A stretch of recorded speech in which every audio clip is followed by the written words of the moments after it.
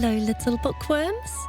I'm Georgie, and today we are reading a wonderful story about Otis, a little owlet who is about to learn some very big lessons.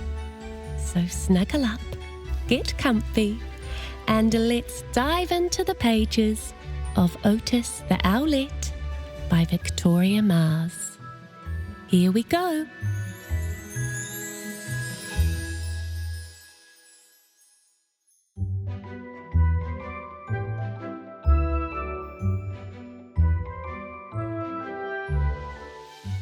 Perched in a gum tree under the light of the shimmering moon, there lived a brave little owlet named Otis.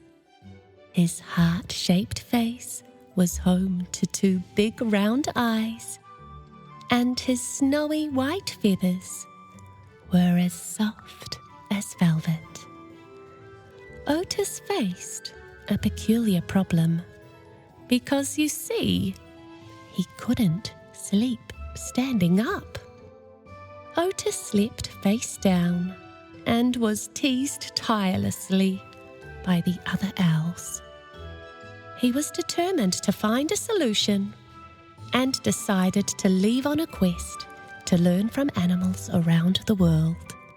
So off he soared. Flutter, flap, flutter, flap. He began his adventure on the sun-soaked savannas of Africa.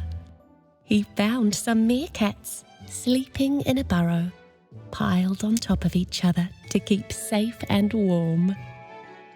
"Meerkats, will you teach me how to sleep?" Otis asked.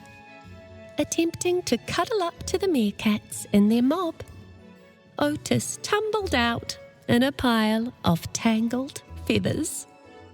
"Hooty-hoo, this just won't do."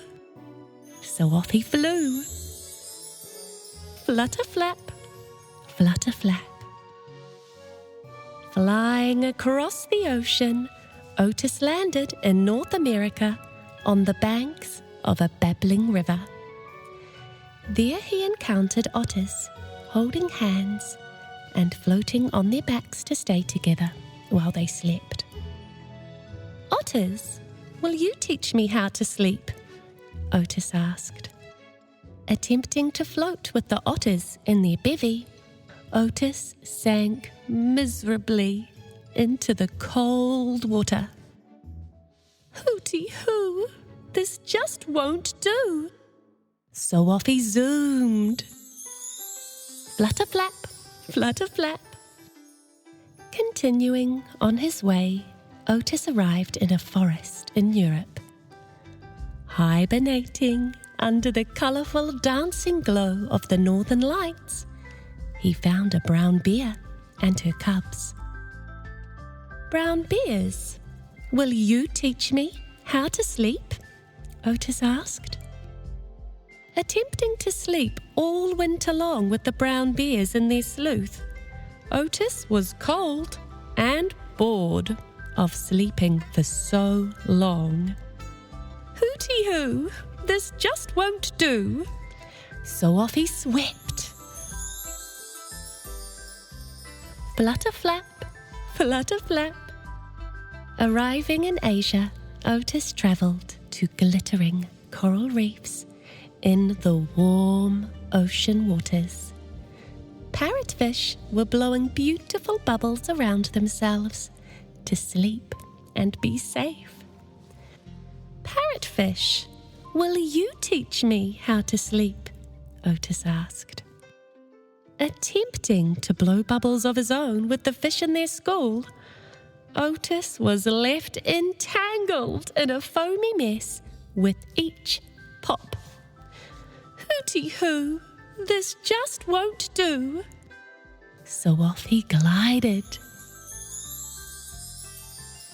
Flutter-flap, flutter-flap. Continuing his quest, Otis reached a turquoise lagoon in tropical South America.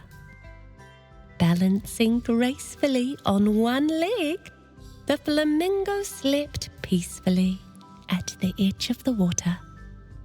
"Flamingos, will you teach me how to sleep?" Otis asked. Attempting to stand on one leg amongst the flamboyants, Otis wobbled and tumbled into a ruffled, feathery heap. "Hooty-hoo, this just won't do." So off he sailed. Flutter-flap, flutter-flap. Finally, Otis ventured into the skies of icy Antarctica. He met an albatross who was safely sleeping while flying high up in the sky. "Albatross, will you teach me how to sleep?" Otis asked. Attempting to fly with their rookery, Otis tried to sleep mid-air, but each time he nodded off, his little wings stopped flapping. "Hooty-hoo, this just won't do." So off he darted. Flutter-flap, flutter-flap. Otis felt sad and helpless as he spread his wings and flew home. Wondering if he would ever find a way to sleep, he snuggled onto his gum tree after the long journey. To his surprise, Otis discovered he had grown big and strong during the quest and could now sleep standing up. As the sun began to rise, Otis the Owlet drifted into a peaceful sleep, grateful for all he had learned on his adventure.